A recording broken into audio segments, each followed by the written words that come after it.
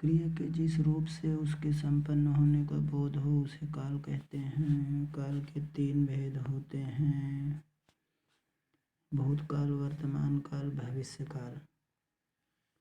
भूतकाल क्रिया के जिस रूप से उसका बीते समय में होना प्रकट हो उसे भूतकाल कहते हैं। भूतकाल के 6 भेद होते हैं।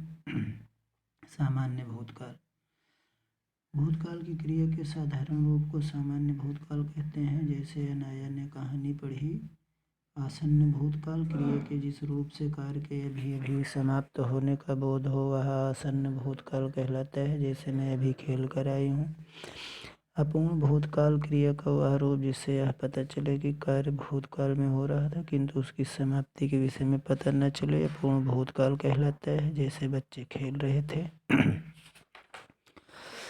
पूर्ण भूतकाल क्रिया के जिस रूप से यह ज्ञात हो कि कार्य भूतकाल में पूरा हो गया था उसे पूर्ण भूतकाल कहते हैं। जैसे मनीष खाना खा चुका था। संदिग्ध भूतकाल में क्रिया के जिस रूप से भूतकाल का बोध हो किंतु कार्य के होने में संदेह हो वहाँ संदिग्ध भूतकाल होता है। जैसे माँ ने खाना बना लिया होगा। हेतु मद भूतकाल, जहाँ भूतकाल की दूसरी क्रिया पहली क्रिया पर आधारित होती है उसे हेतु मद भूतकाल कहते हैं। यदि वर्षा होती तो फसल अच्छी होती। अब इसके बाद है आपका ये वर्तमान काल। तो वर्तमान काल में अब आप देख लीजिए, ये वर्तमान काल है। वर्तमान काल के वैसे आपकी बुक में 3 भेद दिया है लेकिन होते 5 हैं।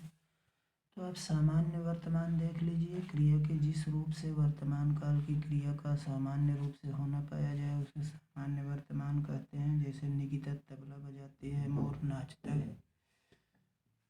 अपूर्ण वर्तमान में क्रिया के जिस रूप से अज्ञात हो कार्य अभी चल रहा है, समाप्त नहीं हुआ है। नेताजी भाषण दे रहे हैं, सागर पत्र लिख रहा है। संदिग्ध भूतकाल क्रिया, संदिग्ध वर्तमान क्रिया में जिसके वर्तमान काल की क्रिया होने में संदेह पाया जाए संदिग्ध वर्तमान कहते हैं। पिताजी जा रहे होंगे, केशव खेल रहा होगा।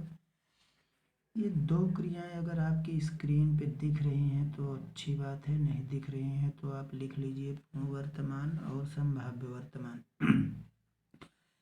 पूर्ण वर्तमान काल, इसमें कार्य की पूर्ण सिद्धि का बोध होता है। जैसे मैं पढ़ रहा हूँ, वह जा रहा है।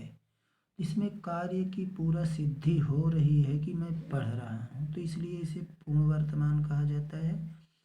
संभाव्य वर्तमान यानी वर्तमान में काम के पूरा होने की संभावना बनी रहती है। जैसे वह आया हो, वह लौटा हो, लेकिन यहाँ क्लियरिटी नहीं है कि वह आया ही होगा, केवल संभावना बनी है कि वह आया हो, वह लौटा हो। इसी तरह से आपका भूतकाल के बाद भविष्य काल आता है। तो भविष्य काल में भी आपके बुक में केवल 2 दिया है, यानी ये आपका सामान्य भविष्य काल, संभाव्य भविष्य काल। तो आने वाले समय में कार्य के सामान्य रूप से होने का बोध हो तो वहाँ पे सामान्य भविष्य है। जैसे नित्या चित्र बनाएगी, हम कल दिल्ली जाएंगे। संभाव्य भविष्य में आने वाले समय में क्रिया के होने या संभावना करने की संभावना पाई जाती है। शायद कल वर्षा हो, शायद कल अधिक गर्मी हो, शायद कल धूप भी निकले बच्चों। यहाँ हेतु मद भविष्य है। इसमें एक क्रिया का होना दूसरी क्रिया के होने पर निर्भर करता है। जैसे वह आए तो मैं जाऊं, यहाँ पर है तो ये भविष्य काल ही। वह आए तो मैं जाऊं, इसका मतलब यदि वह आएगा तो मैं जाऊंगा। वह कमाए तो खाए, यानी वह कमाएगा तो खाएगा। तो एक क्रिया दूसरी क्रिया पर निर्भर है। अब यहाँ हम प्रश्न देख लेते हैं। क्रिया के जिस रूप से उसके संपन्न होने का बोध हो उसे कहते हैं तो काल कहते हैं। काल के भेद होते हैं तो काल के 3 भेद होते हैं। पूर्ण भूतकाल वाक्य है तो दादी आ चुकी थी। वर्तमान काल का उपयुक्त उदाहरण सबसे करण खेल रहा है। सभी ग्वाल बाल खेल रहे थे। पूर्ण भूतकाल शर्मा जी चले गए। पूर्ण भूतकाल माँ ने खाना बनाया होगा। संदिग्ध भूतकाल युग खेल रहा होगा। संदिग्ध वर्तमान काल।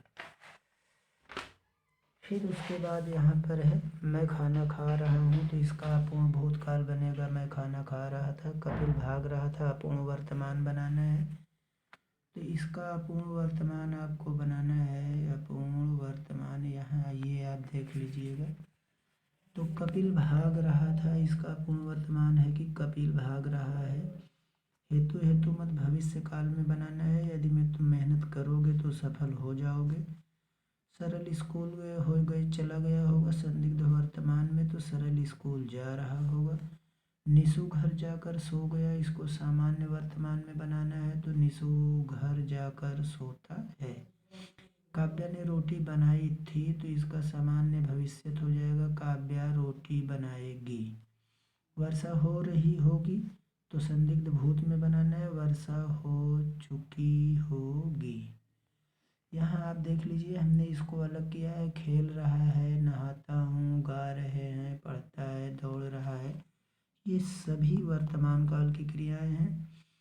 फिर लिखा था, नाच रही थी, सोया था, जा चुकी थी, सुन चुका था, भूतकाल की क्रियाएं हैं। आएगी, धोएगा, खाएगा, चलूँगा, याद करेगा, ये सभी भविष्य काल की क्रियाएं हैं। अब यहाँ क्वेश्चन आंसर हम देख लेते हैं। यानी काल किसे कहते हैं, तो क्रिया के जिस रूप से उसके संपन्न होने का बोध हो उसे काल कहते हैं। नंबरिंग यहाँ गलत दिया है, आप लोग इसको इम्प्रूव कर लीजिएगा। का खा गा घा के बजाय का दे दिया है। तो दूसरा है आपका काल के कितने भेद हैं, तो काल के 3 भेद हैं, भूतकाल, वर्तमान काल, भविष्य काल। वर्तमान काल के भेद का उदाहरण सहित परिचय देना है। तो वर्तमान काल का जो भेद होता है वो सामान्य वर्तमान की जिस रूप से क्रिया के जिस रूप से वर्तमान काल की क्रिया का सामान्य रूप से होना पाया जाए उसे वर्तमान काल कहते हैं। जैसे निकिता तबला बजाती है। भूतकाल के कौन से भेद हैं, तो भूतकाल के 6 भेद होते हैं। हमने आपको इसको पहले भी बताया था, गाकर भी थोड़ा सा बता देते हैं। सामान्य आसन्न पूर्ण अपूर्ण संदिग्ध हेतु हेतु मद। सामान्य आसन्न पूर्ण अपूर्ण संदिग्ध हेतु हेतु मद। तो इस तरह से आप याद कर सकते हैं सामान्य भूतकाल के 6 भेद। हम लोग नेक्स्ट चैप्टर के साथ फिर नेक्स्ट डे मिलेंगे। Good night.